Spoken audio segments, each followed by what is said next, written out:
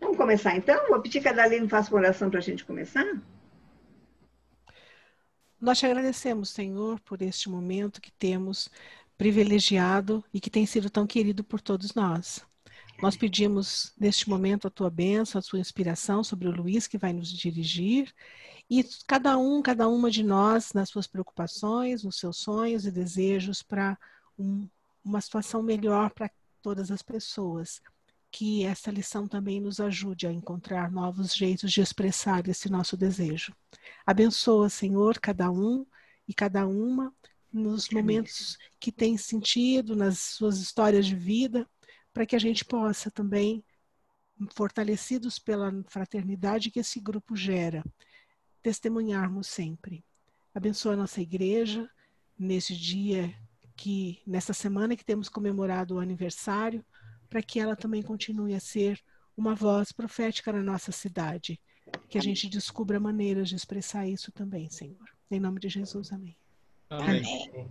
Amém. Antes de passar a palavra para o Luiz, só lembrando, né, que Barbosinha perdeu a mãe essa semana, a gente meio que acompanhou, colocamos lá no grupo e tudo, e essa lição de hoje era dele, né, era ele que ia dar. Então, em função de que ele não pôde, nós pedimos que o Luiz se pusesse, ele se dispôs, então vai estar trabalhando com a gente, tá? Vamos lá, então, Luiz, é contigo. Muito bem. Lamento que tenha que substituir o Barbosa nessa circunstância, né, do falecimento da mãe dele. Acho que todos nós já expressamos a nossa solidariedade a ele nesse momento. Eu só queria registrar isso, que realmente substituir o Barbosa não é fácil, né? Claro que ele ia dar a lição do jeito dele, eu vou dar do meu jeito, mas ele sempre tem um toque, como a Rosa sempre ressalta, né, que nos deixa tão apaixonado, né, na apresentação que ele faz, que nos conduz, né, a uma reflexão mais profunda. A nossa lição de hoje, então, é a primeira lição da segunda unidade.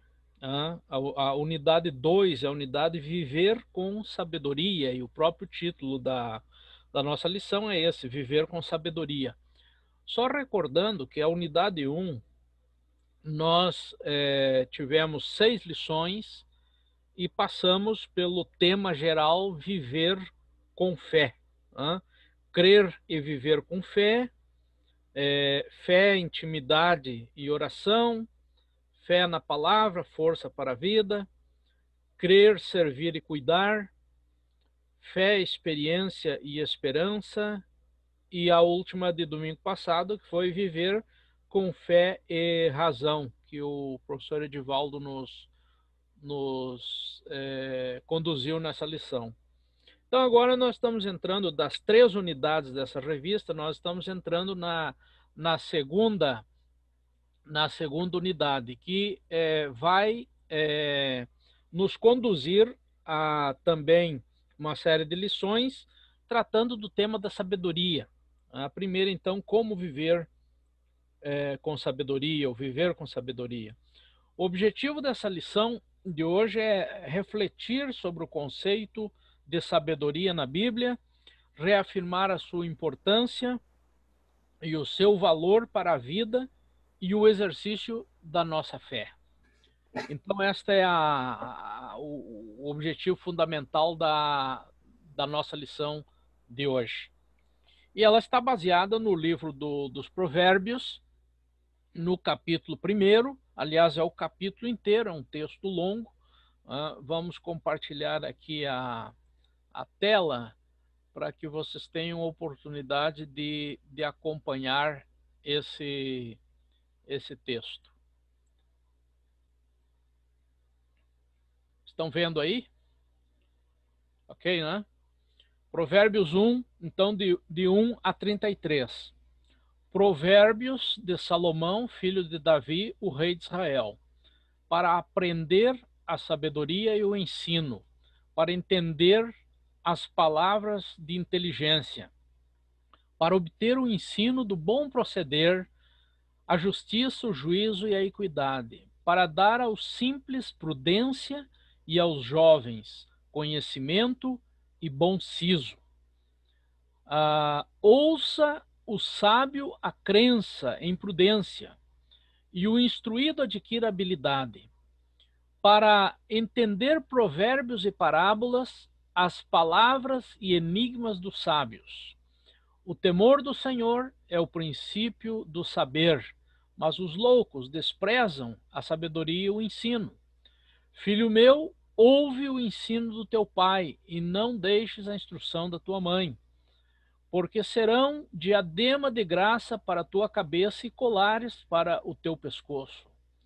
Filho meu, se os pecadores querem seduzir-te, não o consintas. Se disserem, vem conosco, embosquemo-nos para derramar sangue, espreitemos ainda que sem motivos inocentes, traguemo-los vivos, como o abismo, e inteiros como os que descem a cova. Acharemos toda sorte de bens preciosos, encheremos de despojos a nossa casa. Lança a tua sorte entre nós, teremos todos uma só bolsa. Filho meu, não te ponhas a caminho com eles. Guarda das suas veredas os pés, porque os seus pés correm para o mal e se apressam para derramar sangue. Pois debalde se estende a rede à vista de qualquer ave. Estes se emboscam contra o seu próprio sangue e a sua própria vida espreitam. Tal é a sorte de todo ganancioso, e o espírito de ganância tira a vida de quem o possui. Grita na rua a sabedoria, nas praças levanta a voz. Do alto dos muros clama, à entrada das portas e nas cidades profere as suas palavras.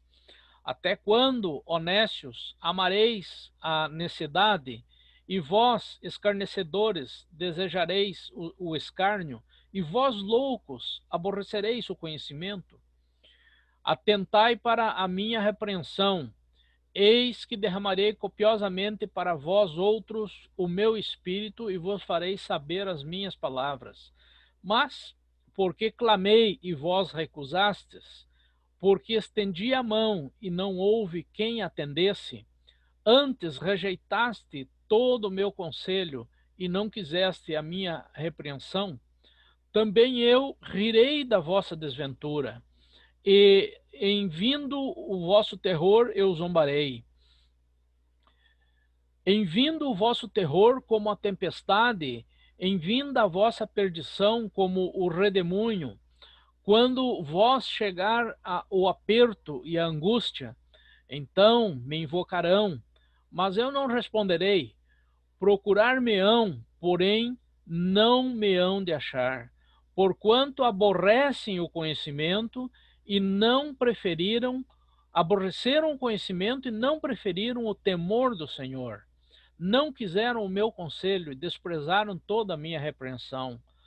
Portanto, comerão do fruto do seu procedimento e dos seus próprios conselhos se fartarão. Os nécios são mortos por seu devaneio, por seu desvio, e os loucos, em sua impressão de bem-estar, os leva à perdição. Mas o que me der ouvidos habitará seguro, tranquilo e sem temor do mal. Então, esse é o texto do capítulo 1 de Provérbios, que aqui nos vai conduzir na lição de hoje. Provérbios 1, de 1 a 33. Primeiramente, dizer que o livro dos Provérbios, ainda que seja muito lido, eu acho que é um livro de cabeceira de muita gente, Provérbios, Salmos, né? O pessoal gosta de ler como leitura, como inspiração. Embora isso, é de se constatar que o livro de Provérbios é muito pouco estudado. E também eu acho que são poucas as vezes que nós ouvimos um sermão na igreja baseado no livro de Provérbios, um texto do livro de Provérbios. É muito raro acontecer isso. Claro que quando a igreja segue, ou nossa igreja especialmente, segue o calendário litúrgico, né, a organização dos textos, a gente acaba ouvindo pregações todo domingo sobre o Evangelho, né? Então, geralmente, a pregação está baseada num texto do Evangelho. Mas Provérbios e outros livros, enfim, a gente quase não ouve. Mas seria o caso de estarmos estudando constantemente esses livros, além, é claro, que da leitura devocional de cada um individual, que é muito produtiva. Mas nós não discutimos muito sobre eles, né? Inclusive, para que vocês tenham uma ideia, eu procurei bibliografia na minha pequena biblioteca aqui, e eu me dou conta que só tenho um livro na área de Bíblia que trata do tema da sabedoria. Só tenho este. Evidentemente que o tema da sabedoria deve estar presente em uma dezena ou uma centena de outros livros, né, que eu tenho aqui na estante. Mas, exclusivamente sobre sabedoria, e que trata dos provérbios e outros livros de sabedoria, eu só tenho esse livrinho aqui, um pequeno livrinho, né, dessa coleção Cadernos Bíblicos, né, da Paulina, já muito antiga. Inclusive, esse livro me ajudou muito a ampliar um pouco a compreensão do tema. Provavelmente, o tema esteja, como eu disse, presente em vários outros textos e livros, mas claro que, nesse sentido, também nos ajudam, né, é de reconhecer que nos ajudam muito as Bíblias comentadas, e eu sempre recomendo que as pessoas tenham Bíblias com comentários, né? Por exemplo, a Bíblia de Jerusalém, a Bíblia Pastoral, a Bíblia Vida Nova, ou esta última que nós recebemos agora, a Bíblia com as notas de Wesley, que sempre nos ajudam na compreensão e no estudo dos textos. Porque uma coisa é a leitura devocional, que você lê e tem a sua reflexão pessoal. Outra coisa é a leitura e a análise do texto. Buscar o entendimento de certas palavras.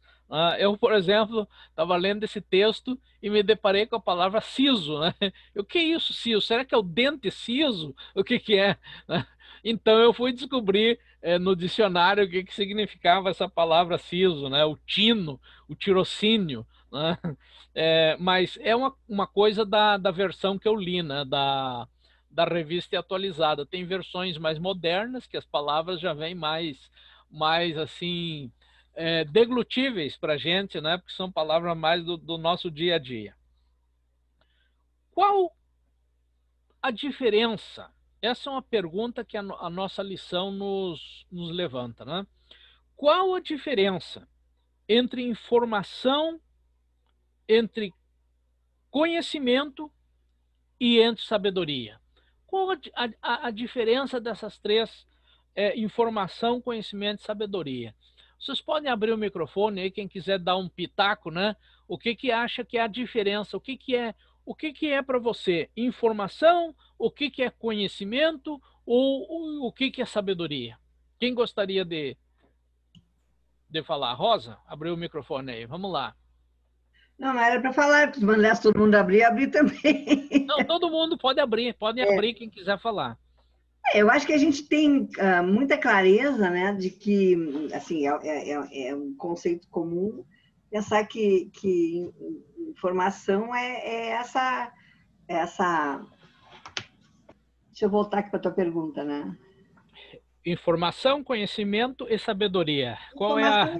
Esse conjunto de informes mesmo, né, de notícias sobre determinadas coisas.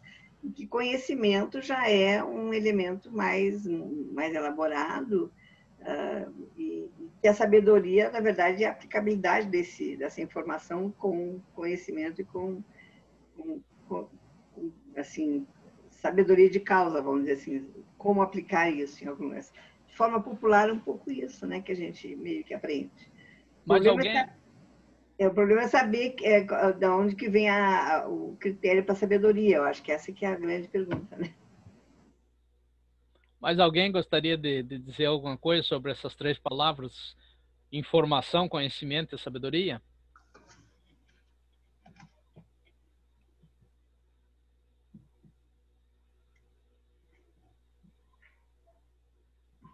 Bom, parece que não, né? Então, eu vou dizer aqui o que eu encontrei, né? O que eu pesquisei e encontrei e sobre possíveis semelhanças, diferenças, complementaridades entre entre essas três palavras, né? A informação, de forma bem genérica, podemos dizer que tem a ver com os fatos que acontecem, as coisas que acontecem, as coisas que nós constatamos, que nós vemos, que nós nos deparamos no dia a dia ou em alguma investigação que a gente está fazendo, a gente vai adquirindo informação sobre uma coisa. Então, por exemplo, eu estava estudando essa lição, eu fui ler, adquirindo informação, né? Então, isto é informação, é um repositório, é um depósito de aprendizagem que a gente vai tendo quando vai se deparando com fatos ou quando vai buscando, pesquisando, analisando determinadas situações. Já o conhecimento é o que fazemos com essa informação que nós adquirimos, que nós coletamos. Como nós tratamos essa informação e como nós transformamos tudo isso em algo útil, em algo que possa ser usado, que possa ser empregado numa realidade da nossa vida. Sabendo, inclusive, muitas vezes, renunciar àqueles pedaços da informação que não nos vão servir para nada ou que não vão servir ao nosso propósito naquele momento. Já a sabedoria, de acordo com o dicionário Ois, a sabedoria é considerada o justo conhecimento das verdades, naturais ou adquiridas. Verdades naturais ou adquiridas. Ele também destaca que a sabedoria é prudência e moderação no modo de agir, temperança e reflexão no modo de se comportar. Então, parece que a sabedoria tem mais, digamos, a ver com o estilo de comportamento que nós vamos adquirindo ao longo da nossa vida. Mas esse estilo de comportamento tem ressonâncias e está baseada, como nós vamos ver mais adiante, no cabedal de informações que nós vamos recolhendo ao longo do tempo e no cabedal de conhecimentos, ou seja, como nós tratamos essas informações, como elas passam a nos servir para situações concretas da nossa vida e se tornam parte de uma sabedoria que nós vamos adquirindo ao longo do tempo. Né? Então, na nossa cultura, geralmente, a sabedoria, ela inclusive é um item, um elemento mais valioso para muita gente do que o próprio conhecimento e do que a própria informação. Os antigos, especialmente, né, na sua sabedoria, sem se dar conta, né, de que isso tudo estava baseado em informação e conhecimento e tal, mas guardavam elementos ancestrais. O chá da vovó, né, o chazinho da vovó é parte de uma sabedoria ancestral. Ela não sabe explicar as propriedades químicas da folha, do elemento que na infusão, etc., gerou tal coisa. Talvez hoje já as vovozinhas sabem explicar porque pesquisam na internet, né, no Google. Mas os antigos não. Mas aquela sabedoria curava dor de barriga. Quem aqui, eu não sei aqui, o pessoal mais aqui de São Paulo talvez não conheça, mas a Rosa conhece. Quem no Sul nunca tomou um chazinho de Marcela com gemada? Ou numa gripe, ou numa dor de barriga. A Rosa está falando lá que ela tomou muito chá de Marcela com gemada. Então, mas isso é parte de uma sabedoria, né? De uma sabedoria popular e de uma sabedoria que tem uma ressonância prática, concreta na vida. Algumas perguntas que a lição nos conduz e que no final, aí no nosso debate, nós podemos abrir para debater. Então, se a sabedoria é esse elemento que deriva da informação, do conhecimento, mas ela é mais do que isso, porque ela é uma coisa da vida concreta e da experiência, o que nos ensinará a Bíblia sobre sabedoria? Como age alguém quando age pela sabedoria divina? São questões que nós temos que nos perguntar aqui. Obviamente, essa é uma classe da escola dominical que está trabalhando a partir de um texto bíblico, então nós não estamos simplesmente analisando a semântica das palavras, conhecimento, informação, sabedoria, o sentido delas, etc., mas nós queremos saber o que isso serve para nós a partir da nossa experiência de fé. Sabedoria como experiência de fé, o que a Bíblia nos ensina. Então vamos primeiramente a um contexto bíblico. A sabedoria, primeiramente, na Bíblia, ela é um gênero literário na Bíblia. Os chamados livros sapienciais estão presentes no nosso cânon da Bíblia protestante, estão presentes no cânon da Bíblia católica e estão presentes nos cânones das igrejas do Oriente. E nós vamos ver um pouco disso um pouquinho mais adiante. Não apenas o livro de Provérbios, ou Provérbios de Salomão, como é conhecido, é parte desse gênero. Na nossa Bíblia protestante também nós temos os livros de Jó, dos Salmos, embora dos Salmos se subcategoriza num gênero poético, né, inológico, mas ele também contém praticamente em todo ele o gênero da sabedoria, como propriedade fundamental do livro, e também o livro de Eclesiastes.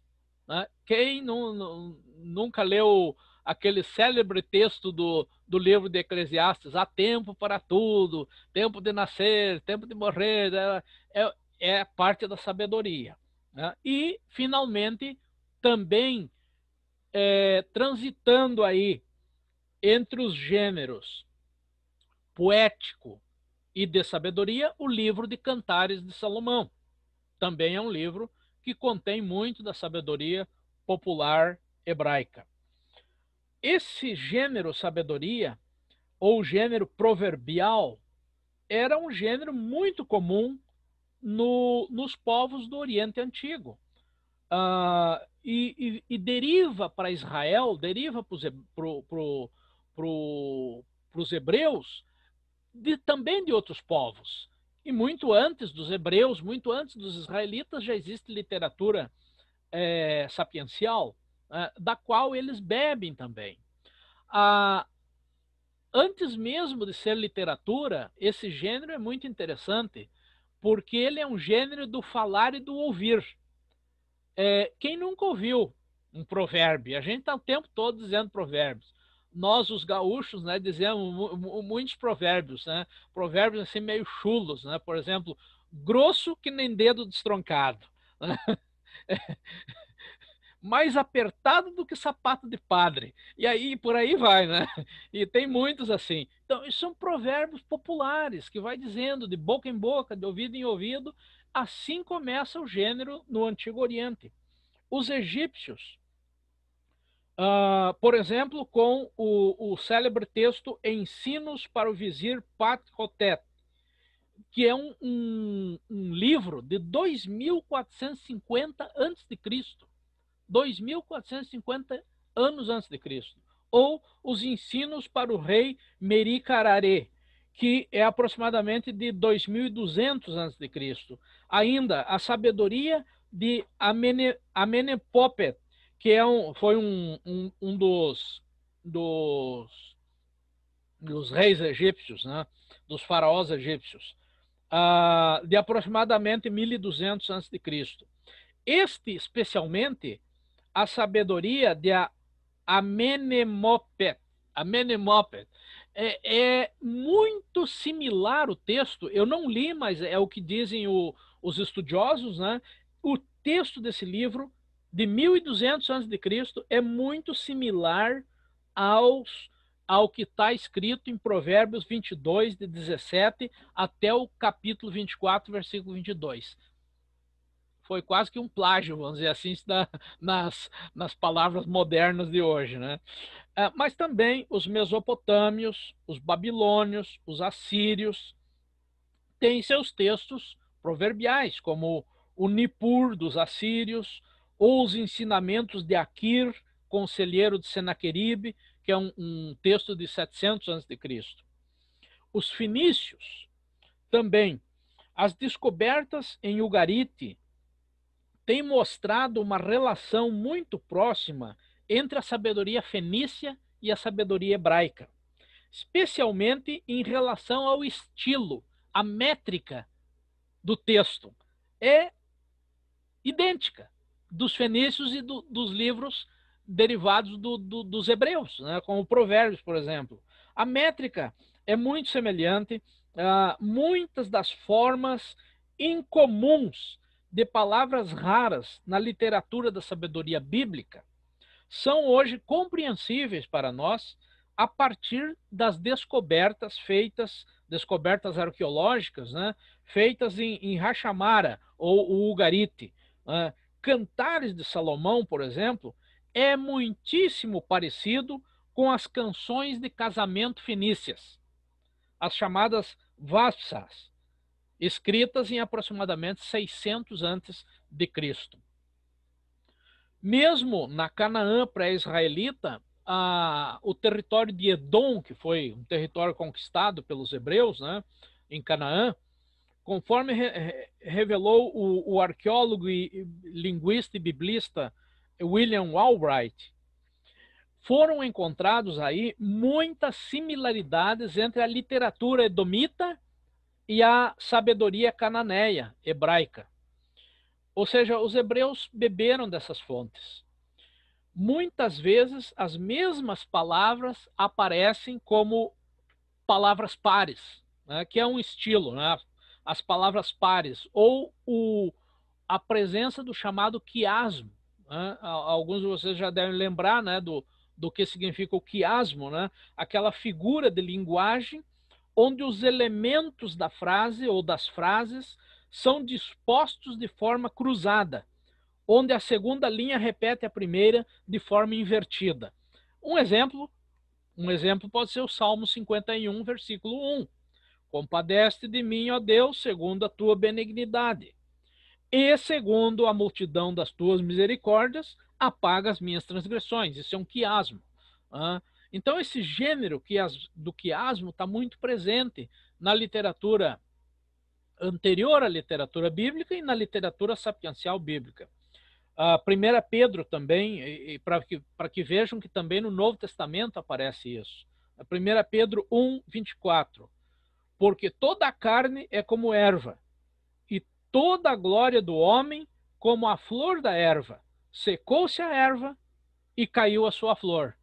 Isso é um dito sapiencial e é um quiasmo, é um estilo. Os textos também contêm muitos sobrescritos, ou seja, um ditado, um provérbio e depois uma explicação do provérbio.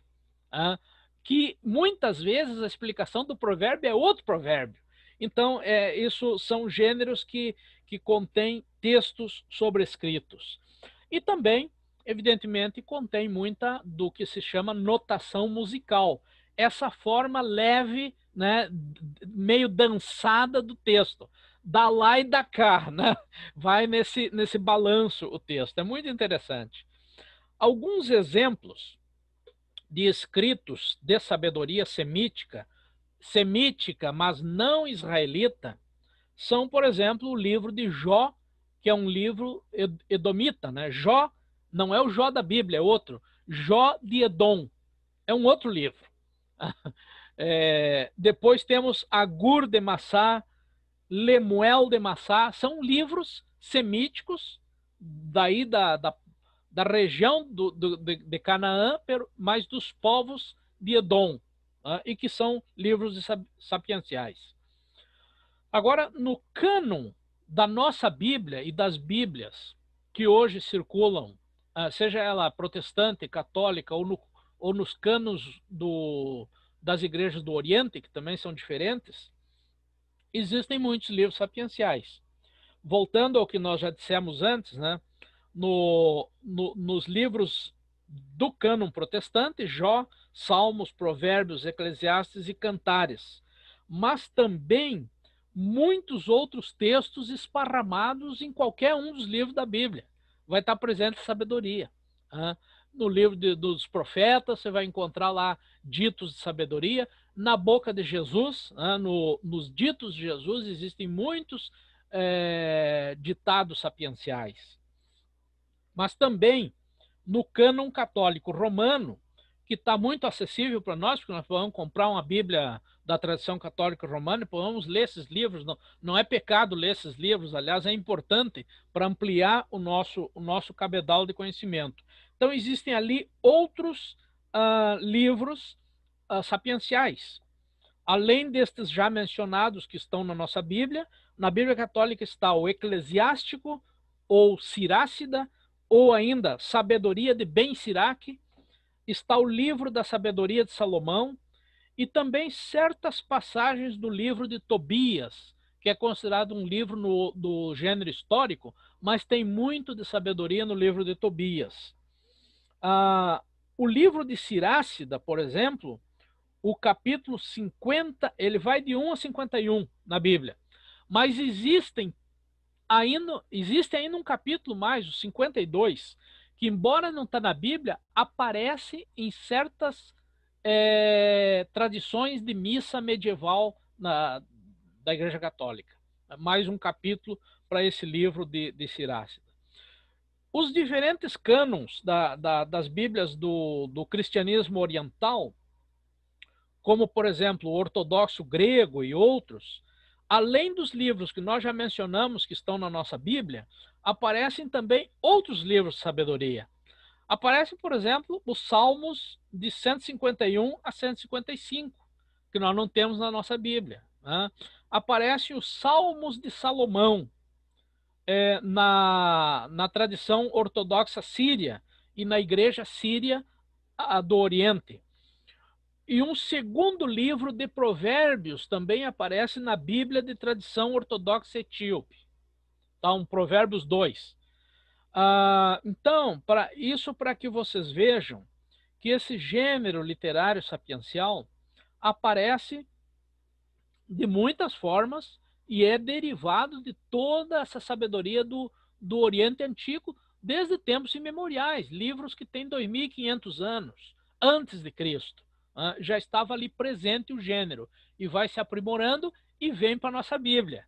E vem para a nossa Bíblia e da Bíblia vem para a vida para iluminar o nosso caminho. Lâmpada para os nossos pés e luz para os nossos caminhos. Mas aí vem a pergunta, e como compreender a sabedoria? Como compreender a sabedoria? Esse livro que eu mencionei aqui, Raízes da Sabedoria, nos diz o seguinte: a sabedoria é uma realidade complexa, enigmática, e pode-se dizer que ela é fundamentalmente uma arte do discernimento, para se fazer aparecer o que ou aquilo que favorece a vida, ou, ao contrário, aquilo que pode levar à morte. Ou seja, é um discernimento que nos dá a condição de saber o que promove a vida e o que promove a morte. É sabedoria. Oferece o livro aí uma comparação para nosso melhor entendimento do que seja sabedoria. Compara o sábio ou a pessoa sábia a um timoneiro de barco, de navio, a um experiente timoneiro que dirige o seu barco com habilidades e com tirocínio, apesar da tempestade, dos bancos de areia ou dos recifes que podem encalhar o barco. O sábio, para viver do melhor modo possível e evitar ao máximo os insucessos na vida, observa a realidade com paciência e com prudência. Procura discernir o que é verdadeiro e o que é falso. Procura discernir o que é útil e o que é inútil. Procura discernir o que leva à vida e o que conduz à morte. De sua experiência pessoal, o sábio retira os elementos fundamentais para esse discernimento, mas também retira da experiência legada por aqueles que o antecederam. Então a sabedoria pode ser acumulativa. Nossos pais nos ensinaram, nós ensinaremos para os nossos filhos para os nossos netos. E essa sabedoria vai se perpetuando. Orientam esses conhecimentos e essa sabedoria orientam o comportamento na nossa jornada de vida. Então, esse esforço por discernir, por tentar compreender a fundo, se aplica a todos os domínios da realidade, do mundo que nos cerca, dos segredos da existência humana, situa-se numa perspectiva filosófica e também religiosa a sabedoria. O livro dos Provérbios, por exemplo, nos orienta em diversos temas, que são temas da nossa vivência prática, cotidiana, do dia a dia, tais como família, relacionamento intrafamiliar, relacionamento entre o rei e os súditos, honestidade nos negócios, ética, comportamento social, comportamento moral, prosperidade na vida, prática da justiça e do direito, e muitos outros temas. O principal objetivo, como nós lemos no capítulo 1 de Provérbios, é educativo. O objetivo do livro é educativo. Como fica muito claro, então, naquilo que nós lemos lá nos versículos 2 a 4. Para aprender a sabedoria e o ensino, para entender as palavras de inteligência, para obter o ensino do bom proceder, a justiça, o juízo, a equidade, para dar aos simples prudência e aos jovens conhecimento e bom siso, que é aquela palavrinha difícil que eu fui buscar no dicionário e descobri que significa tino, tirocínio, capacidade de análise. Dar aos jovens capacidade de análise. É isso que o Provérbios quer nos dar. Um versículo muito conhecido, talvez um versículo chave, muito citado, é a expressão que está no versículo 7. Quem de nós já não citou ou não tem isso no coração? Né? O temor do Senhor é o princípio da sabedoria, mas os loucos desprezam a sabedoria e o ensinamento. Geralmente nós não dizemos essa segunda parte do versículo, devemos dizer inteiro. Em geral dizemos, o temor do Senhor é o princípio da sabedoria. Mas ele tem mais um pedacinho que diz, mas os loucos ou os nécios desprezam a sabedoria e o ensino. E isso espelha o propósito educativo do livro. E lá no versículo 8, né, no versículo seguinte, vai dizer, filho meu, ouve os ensinamentos do teu pai, não deixes a instrução da tua mãe. É um objetivo muito claro para o livro de Provérbios. Então, há toda uma discussão se a sabedoria ela é inata ou ela é aprendida. Pode ser as duas coisas. Pode ser inata e pode ser aprendida. Nós já ouvimos aquele provérbio popular que diz assim, ninguém nasce sabendo. Ou seja, nós podemos aprender tudo. Aprender coisas boas e às vezes aprender coisas ruins. Esperamos que todos aprendam sempre coisas boas, edificantes. em geral, dizemos essa frase: ninguém aprende a saber, ninguém nasce sabendo para justificar os erros, né? Agora, não está descartado que nós temos uma sabedoria inata que nos é legada por toda uma caminhada da humanidade. Muitas vezes ela não aparece assim tão rapidamente, mas ela está presente no gênero humano, na família humana, uma sabedoria que nos indica, por exemplo, né, que não podemos colocar a mão no fogo. Né? A criança, desde cedo, já sabe que se colocar a mão na vela, ela se queima. Né? Ou não podemos nos jogar numa piscina, porque vão nos afogar. Coisas dessa natureza, de saber ancestral do próprio ser humano, são praticamente inatas em nós e outras. Mas, apesar disso, eu gostaria de dar toda a ênfase de que a sabedoria, ela pode e deve ser aprendida ao longo da vida. É o que a lição nos conduz a pensar. Podemos dizer que ela é, a sabedoria, uma arte em desenvolvimento. Uma arte em desenvolvimento. Ela pode ser ensinada e aprendida, então.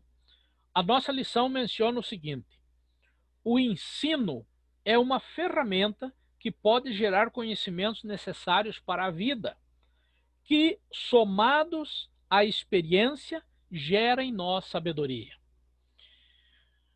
Menciona também a lição um estudo que o bispo Josué publicou na revista Caminhando, é uma revista da Faculdade de Teologia, se não me engano, em 2010, e que se refere aos famosos 4 pilares da educação do relatório Delors, organizado por Jacques Delors.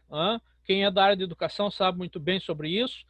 E Jacques Delors foi presidente da Comissão Europeia nesse período e entregou à Unesco, pela Comissão Internacional sobre Educação para o século XXI, isso foi em 1996, esse relatório, intitulado Educação, um Tesouro a Descobrir, aonde ele nos apresenta 4 pilares, e o bispo Josué discute esses 4 pilares da educação para o século XXI de um ponto de vista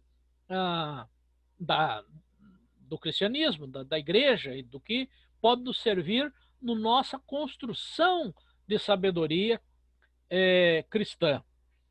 Então, o primeiro pilar, aprender a conhecer. Cabe a cada pessoa empenhar-se na busca do conhecimento fundamental para promover transformação, libertação das pessoas e das sociedades. Até parece uma frase do nosso plano para a vida e missão, da Igreja Metodista. Aprender a conhecer significa também a disposição para aprender a aprender. Na nossa tradição protestante, e especialmente na nossa tradição metodista, aprender a aprender é algo fundamental. O aprendizado, ele pode se dar de várias formas. Você pode ir a um curso, a uma faculdade, tirar um curso que você quer, ou você pode, de forma autodidata, ler e retirar conhecimentos daquilo que você lê. Discutir com outras pessoas, conversar, enfim. É muito fundamental na nossa tradição metodista o aprender a aprender. Wesley, por exemplo, organizou a chamada Biblioteca Cristã, que era originalmente composta por 50 livros além da Bíblia. Depois disso foi inclusive ampliada essa Biblioteca Cristã. Essa Biblioteca Cristã é de 1750, mas ela ainda pode ser encontrada, inclusive na internet existe uma versão da Biblioteca Cristã que contém 30 livros, que é uma versão que foi, em certa maneira, reduzida dos 50. Em 1821, algum pregador metodista reduziu a 30. Talvez não gostava muito de ler, não tinha muito tempo de ler, etc. Reduziu a biblioteca de Wesley. Um conhecido irmão nosso metodista, de saudosa memória, lá do Rio de Janeiro, da primeira região, alguns de vocês vão lembrar do nome, o Dr. João Wesley Dornelas, ele cunhou uma frase muito interessante a partir do Hamlet, de Shakespeare, do ser ou não ser, eis a questão, ele cunhou uma frase para o nosso ambiente metodista. Dizia o irmão Dornelas: metodista, ler ou não ser. Muito simples a frase, né? Metodista, ler ou não ser, mas que traz a realidade fundamental para as nossas vidas. A necessidade constante de adquirir conhecimentos que vão produzir sabedoria. Existe uma história muito interessante que eu vou resumir aqui, porque nós já estamos avançando muito no tempo. John Wesley, em 1760, ele escreve uma carta a um dos seus pregadores, um homem chamado John Trembett. E essa carta é duríssima. É duríssima. Está disponível na internet, pode ser encontrada, a carta de Wesley a John Trembett. Trembett termina com TH. E vocês vão ver lá o que Wesley diz em síntese para esse homem. Olha, você não pode se considerar um pregador metodista. Aliás, você não poderia nem se considerar um metodista, porque você é o mesmo de 10 anos atrás. E por que você é o mesmo de 10 anos atrás? Você não tem argumento, você não consegue discutir as questões, você não apresenta novas ideias. Por quê? Porque você não lê, você não estuda, você negligencia o estudo e a leitura da Bíblia, o estudo e a leitura de bons livros que poderão lhe dar cabedal para a pregação. Basicamente, ele estava interessado que o pregador esse melhorasse a sua pregação. E no final da carta, Wesley diz o seguinte: quer queira, quer não queira, quer goste, quer não goste, leia diariamente. É para a sua vida. Não há outro caminho. Caso contrário, você será sempre um frívolo, um medíocre, um pregador superficial. Faça justiça à sua própria alma. Dê-lhe tempo e meios para crescer. Não passe mais fome espiritual. Carregue a sua cruz e seja um cristão de verdade, no real sentido da palavra. E Wesley exorta, então, aquele homem. Eu leio esse texto, eu digo, nossa, eu não li nada ontem, né? Imagina se o Wesley fica sabendo, né? Ele me escreve uma carta. Aprender a aprender significa isso. Aprender a construir o próprio conhecimento. E hoje, irmãos e irmãs, mais do que nunca, nós estamos fartos de elementos, de materiais que nós podemos nos inspirar, conhecer. Claro que tem que separar o que é joio do trigo, mas nós podemos conversar uns com os outros. Muitas vezes nós recomendamos, olha, irmão, irmã, leia isso, leia aquilo. É para o seu bem. Aprender a aprender. Mas um outro pilar é aprender a fazer. Para alcançar o conhecimento não basta aprender a aprender, mas é necessário aprender a agir a partir daquilo que você aprendeu. Ou seja, é necessário colocar em prática. Alguns dizem praxis, que é aprender à medida que se vai fazendo. O fazer e o conhecimento, o aprendido, vai se retroalimentando um ao outro e nós vamos crescendo. Um terceiro pilar, aprender a conviver, muito importante. A sabedoria se manifesta e se desenvolve por meio da inclusão, da comunicação com o outro, do respeito às pessoas diferentes, da humanização e do serviço ao próximo. Paulo Freire, por exemplo, na Pedagogia do Oprimido, vai nos dizer, vai escrever: ninguém educa ninguém, ninguém se educa a si mesmo, os homens se educam entre si, mediatizados pelo mundo. Se nós ficamos só na primeira parte da frase, né? Ninguém educa ninguém, ninguém se educa a si mesmo. Ei, Paulo Freire ficou louco, que isso? Ninguém educa ninguém, ninguém se educa a si mesmo, como é que pode? Mas a segunda parte da frase vai nos esclarecer o sentido disso. Por que ninguém educa ninguém, ninguém se educa a si mesmo? Porque nós dependemos uns dos outros para nos educar. Ou seja, os homens e as mulheres se educam entre si, mediatizados pelo mundo que o cerca. Lindo isso, né? Lindo, mas é preciso realmente colocar em prática esse aprender a conviver.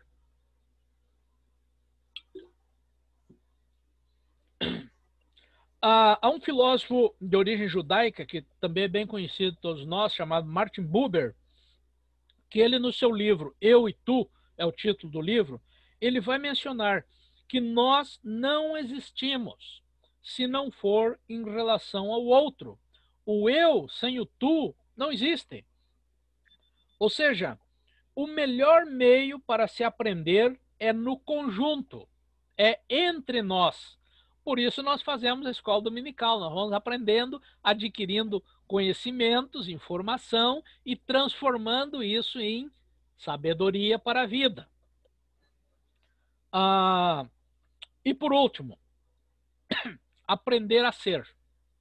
A sociedade moderna, capitalista, individualista, promove muito mais a valorização do ter do que do ser, como nós já sabemos muito bem. Mas todo conhecimento, educação, os ensinos transmitidos pela palavra de Deus, pelo Evangelho de Jesus Cristo, nos desafiam muito mais a sermos seguidores do reino de Deus, onde o que realmente importa é isto que somos. Ou seja, é viver com sabedoria, é viver bem conosco mesmo, consigo mesmo, é viver bem com as pessoas que nos cercam, é viver bem principalmente com Deus. Aprender a ser.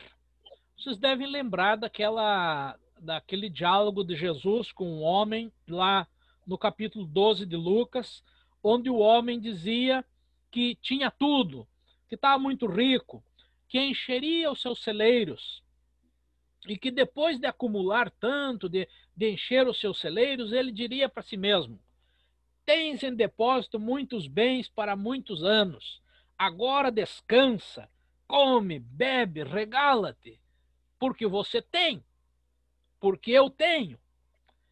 E o que Jesus responde para o homem? Jesus responde assim, de forma bastante dura: louco, nécio, esta noite te pedirão a tua alma, e o que tens preparado para quem será?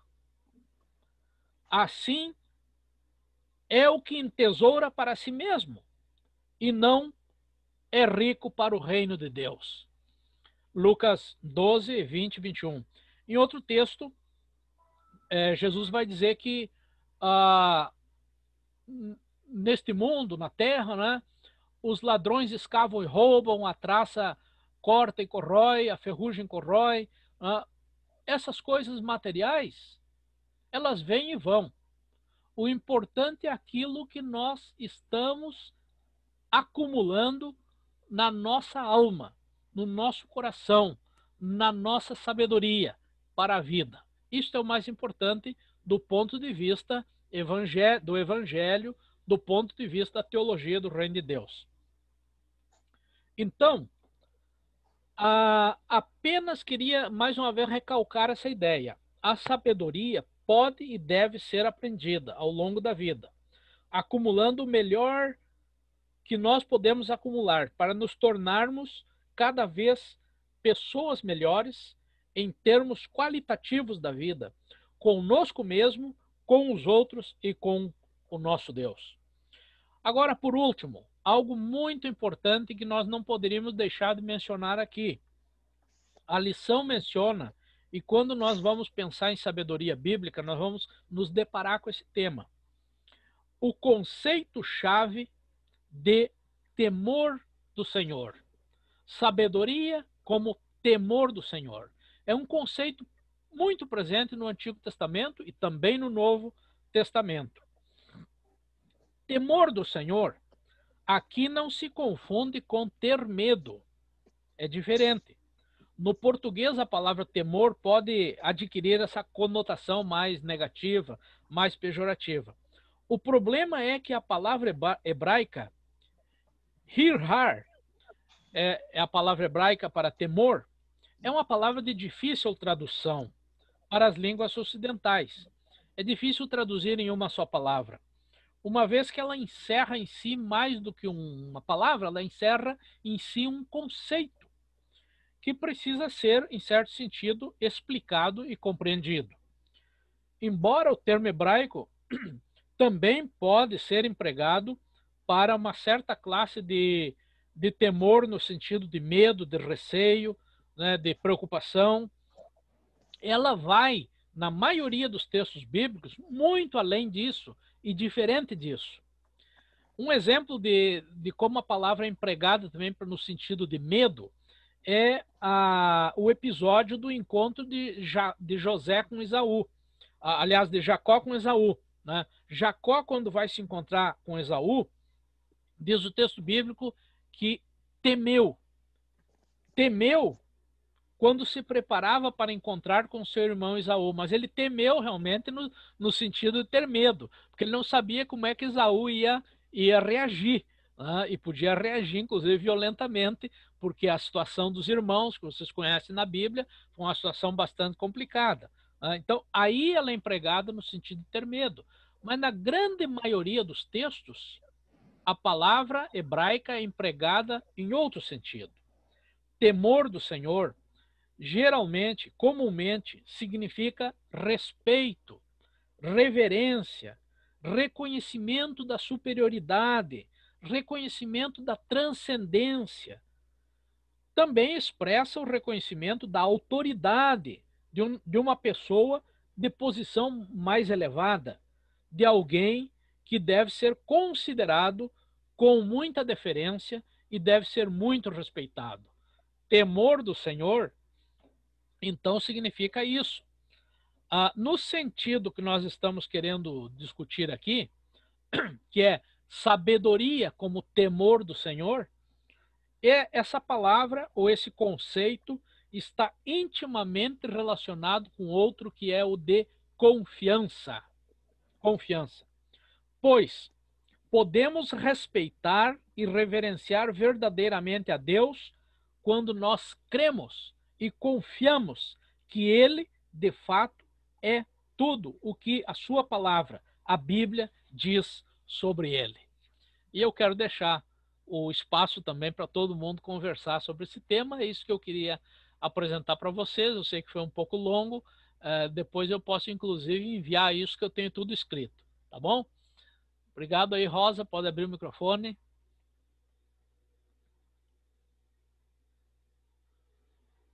Não sei se a Rosa está conosco aí.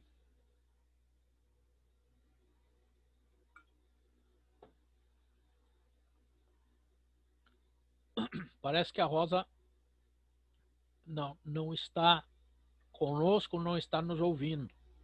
Então, de algum modo, eu queria deixar aberto para quem quiser falar um pouco sobre o tema, reagir às minhas colocações, etc. Então, nós podemos começar esse momento agora. Você pode abrir seu microfone. O Lucas parece que fez um sinal que queria falar. Não.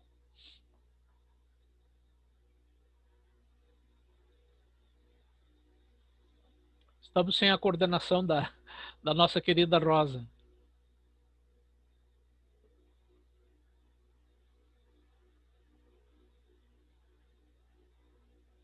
Alguém gostaria de fazer algum comentário? Luiz. Parece que vários saíram ou caíram, não sei. Adiante, Lucas. Então, fazendo uma junção da aula do Edivaldo e a sua hoje, né? O Edivaldo assim, faz uma provocação que a gente precisa usar fé e razão, né? Para uma caminhada mais responsável e mais inteligente, né? Mais eficaz, né? E agora você aponta também os textos dos quais a gente pode se utilizar nessa caminhada, né? Então, fazendo uma junção da aula do Edivaldo e com a sua de hoje, é muito bom, se completam, né? Então, parabéns pela aula. Alô, Luiz? Sim, Rosa, adiante. Ah, tá. Voltou, conseguiu. Olha, estou bem atrapalhada aqui, meu computador deu problema e eu estou com o celular e estou sem imagem, enfim, sem nada aqui, tá? Tá. Estou só com a voz, então. Vou tentar ver se eu estava ouvindo vocês o tempo inteiro, mas não estava conseguindo ser ouvida, né? Não sei, Então, não sei. Você Deu uma conseguiu... pane aqui geral na minha casa, mas está tudo bem. Ó, eu acho que é isso aí mesmo que o Lucas disse, né? No fundo, a tua aula de hoje deu uma sequência legal para o texto que o Edivaldo tinha falado na semana passada, e certamente na próxima semana o Barbosinha vai emendar daí. Mas eu acho interessante essa concepção de que sabedoria, na verdade, é essa... para pegar esse finalzinho da lição ali, dos 4 itens, né, do relatório de Delors, lá que o bispo Josué colocou, parece que é uma coisa um pouco assim, no sentido de que sabedoria é saber usar, né, numa linguagem bem simples, saber usar a informação, aquilo que está disponibilizado, como conhecimento para melhorar as relações comigo mesmo, com o outro, com a vida, né? E explorar, vamos dizer assim, uma estrutura de vida melhor para todos, né? Que sabedoria, no fundo, ela visa o bem comum, e não é à toa que o texto bíblico chama tanto a atenção da gente para isso, porque ele nos diz... O conceito de sabedoria nessa direção, ele nos desinstala dessa concepção eu para mim mesmo, né? E nos faz, na verdade, olhar para o todo. Quando é que a gente, como escola, por exemplo, como quem ensina e como quem aprende, quando é que a gente diz que houve aprendizagem? A gente diz que houve aprendizagem quando há mudança de comportamento, visando sempre o bem comum, né? Visando sempre o mais para todos, o maior número de conhecimento disponibilizado para todo mundo. Então, na sabedoria, biblicamente falando, eu acho que essa é um pouco a ideia de que o que a gente sabe, o que a gente aprende, o que a gente depreende daquilo que a gente sabe, se transforma em sabedoria quando está disponibilizado, está visando o outro, o bem comum e a coletividade. Me fica um pouco esse conceito, assim, não sei se é por aí, né? Agora, é um tema muito rico, né? Um tema que se abre muito, né? E nós vamos trabalhar com ele toda essa unidade, né? Quer dizer, vai ter muita vertente aí, essa seria uma introdução hoje. Eu acho que se eu pudesse resumir exatamente isso que a Rosa mencionou agora, né? Pudesse resumir a importância dessa lição de hoje, é que ela nos diz, né? Nos exorta em relação à possibilidade de aprender a sabedoria. Pode ser que alguns elementos inatos nós temos, né? Mas a maior parte ela é construída. E assim foi com os antigos também. Quando a gente pensa na nossa vozinha, o nosso vovozinho sábio, não caiu do céu para ele. Ele foi recolhendo informação, processando ao longo do tempo, seja dos ancestrais, ou seja, deles mesmos, e foram acumulando esse cabedal de conhecimentos que se transformou naquilo que a gente chama de sabedoria. Por exemplo, existe para ficar no campo dos provérbios aqui, né? Existe um provérbio popular que diz assim: gato escaldado tem medo de água fria. Né? Ou seja, o gato escaldado ele já passou por uma experiência complicada, negativa, e ele acumulou aquilo na vida dele, de modo que ele vai ser muito mais prudente quando ele se aproximar da água, né? Ele vai ser prudente. Então, isso é digamos, um exemplo de sabedoria. A gente não está isento de cair em problemas, em erros, etc. Mas quando a gente aprendeu alguma coisa e acumulou, a gente vai agir com mais prudência. eu ouvi uma expressão essa semana muito interessante, em relação a essa questão da pandemia, né? E da abertura e das vacinas. Há uma euforia, até o governo falou assim, não, agora logo vamos vacinar todo mundo em massa, está tudo resolvido. O Bolsonaro falou assim, nós estamos vencendo o coronavírus. Aí uma cientista da Unifesp falou assim, a coisa não é bem assim. Nós temos que ter otimismo, nós temos que ter esperança, mas nós precisamos ter uma esperança prudente, um otimismo prudente. Ou seja, nós não sabemos tudo. Isso que nós já sabemos nos ajuda a ter prudência, discernir que as coisas não são bem assim. Então, isso é parte de uma sabedoria, né? Muitas vezes nossos avós, nossos pais, né, diziam assim, olha, cuidado, não vai por aí, que isso pode... É a prudência, a sabedoria. Claro. Bem isso mesmo, é bem isso mesmo, né? Tá certo, Isso se aprende, né, Rosa? Isso se aprende. Quanto mais idade, mais a gente aprende, né? Essa é uma das poucas vantagens de ficar mais velho, né? Então, a gente vai aprendendo. Mas é um pouco isso, né, Luiz? É um pouco essa a compreensão. Às vezes, em certas situações, eu falo assim, eu não tenho mais aqueles arroubos juvenis, né? Que eu vou fazer, nós vamos mudar a sociedade no tapa e no grito, né? A coisa não é bem assim, né? A gente vai aprendendo com o tempo que tem muitas coisas aí. É isso aí. Gente, mais alguma fala, mais alguma colocação? Hoje a coisa parece estar um pouco perturbada. Eu acho que muitas pessoas saíram, né, Luiz? Precisaram sair. Nós estamos... Então, eu acho que estamos encerrando, né? É isso aí. Então, vamos fazer uma oração, né, gente? Vamos nos despedir nessa semana e vamos nos preparar para a próxima lição que vem. Eu acho que é o Barbosinha que vai trabalhar a próxima edição. Eu estou sem a folha aqui agora, mas acho que é o Barbosinha. E vamos pedir que Deus nos dê uma boa semana de trabalho. Vamos lá. Deus amado, nós estamos nos colocando nas tuas mãos no final desse momento da escola dominical, pedindo a tua companhia, a tua bênção e a tua graça permanentemente conosco. Pedindo também que tu nos abras os olhos e os ouvidos para compreendermos mais e mais cada vez a tua palavra, o teu ensinamento, o teu desejo, o teu propósito para a nossa vida. Pedimos que tu nos abençoes e nos confortes, nos guardes, tenhas misericórdia dos nossos pecados, das nossas dores e sofrimentos. E que tu estejas sendo para nós luz para os nossos pés, não é? E luz para o nosso caminho que cada um vai realizar durante essa semana. Nós te agradecemos por tudo, seguros e absolutamente certos do teu amor, da tua graça, do teu cuidado e da tua companhia para conosco. Colocamos nas tuas mãos a vida de todos nós que estamos aqui, cada um nas suas dores e dificuldades, e cada um trazendo diante de ti os seus pedidos de ajuda e de cuidado. E pedimos também que tu abençoes a nossa igreja, especialmente hoje, que está fazendo 139 anos.